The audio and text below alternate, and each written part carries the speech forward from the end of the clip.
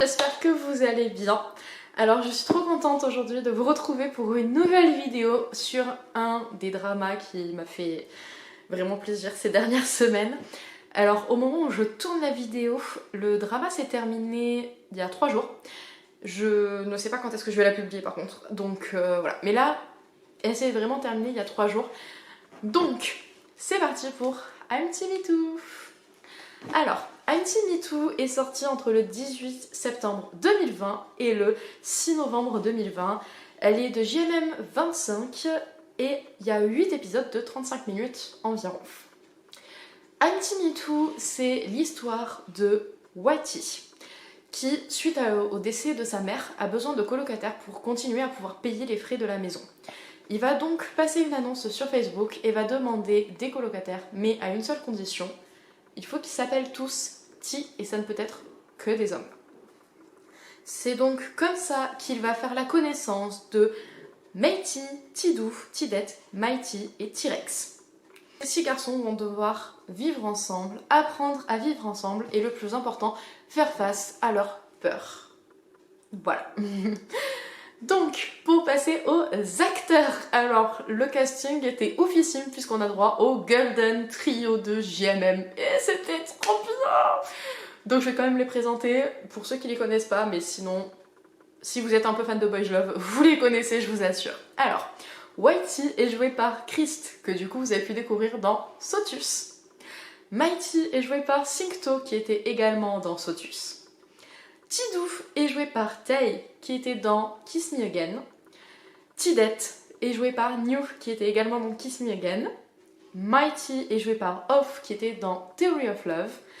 Et T-Rex est joué par Gun, qui était également dans Theory of Love. Voilà. Alors, cette série, qu'est-ce que j'en ai pensé? Alors déjà, si vous vous attendez à un Boys Love, laissez tomber. C'est pas du tout un boys love, c'est vraiment des bromances, ce sont vraiment des histoires d'amitié et du fait d'avancer ensemble, etc., etc. Il y a 2 histoires d'amour, mais du coup 2 histoires d'amour hétéro, mais qui sont quand même très mignonnes et vraiment logiques dans l'histoire, donc voilà, c'est super cool. Ensuite, comme je vous l'ai dit, on travaille sur les peurs de chacun d'entre eux. Alors ce sont des peurs qui sont vraiment originales, enfin... C'est pas des peurs genre arachnophobes, vous voyez, ou j'ai le vertige. Ce sont vraiment des peurs plus enfouies et qui ont une explication. Et ils travaillent vraiment sur ces peurs-là, sur comment les vaincre ensemble, puisqu'ils s'entraident énormément. J'ai vraiment aimé le groupe de 6, genre ils sont vraiment... Surtout les 5, puisque vous allez voir, Whitey est très réservé au début, mais donc les 5 autres sont vraiment les potes les plus curieux et les plus pénibles que vous pourrez trouver. Ils sont toujours en train de se mêler des affaires les uns des autres et tout. Enfin, c'est vraiment du grand n'importe quoi. Ils mettent un bazar pas possible dans cette baraque. Mais bon, du coup, c'est quand même hyper drôle. Ils ont vraiment respecté aussi les alchimies des acteurs qu'on retrouve bien. Donc, c'est vraiment super cool. Ça fait du bien de les retrouver tous ensemble. Et c'est la première série où qu'ils jouent vraiment tous ensemble. Enfin, ça fait vraiment projet qu'ils ont fait entre potes, quoi, pas du tout série sérieuse, donc voilà, pour ça c'est vraiment super cool. Le seul petit point négatif que j'aurais pu trouver, c'est que justement à cause de cette histoire de peur, ils essaient vraiment de régler une peur par épisode.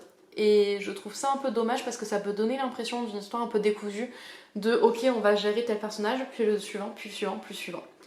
Après, il y a quand même un fil rouge, quelque chose qui est assez logique, surtout sur les derniers épisodes, où on comprend mieux où il voulait en venir.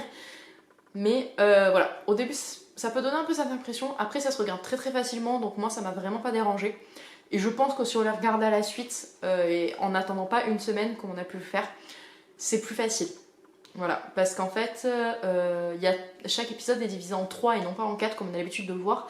Et en gros, les 2 premières parties de l'épisode... par exemple, une histoire va être réglée sur la partie 3 de l'épisode 1 et la partie 1 et 2 de l'épisode 2.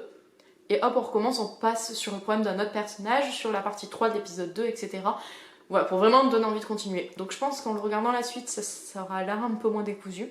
Donc c'est vraiment une histoire d'amitié génialissime. On retrouve tous nos petits duos et comme ils sont vraiment amis dans la vraie vie, c'est vraiment super cool. On a également d'autres personnages qui font leur apparition, comme par exemple l'actrice qui joue Earn dans Together.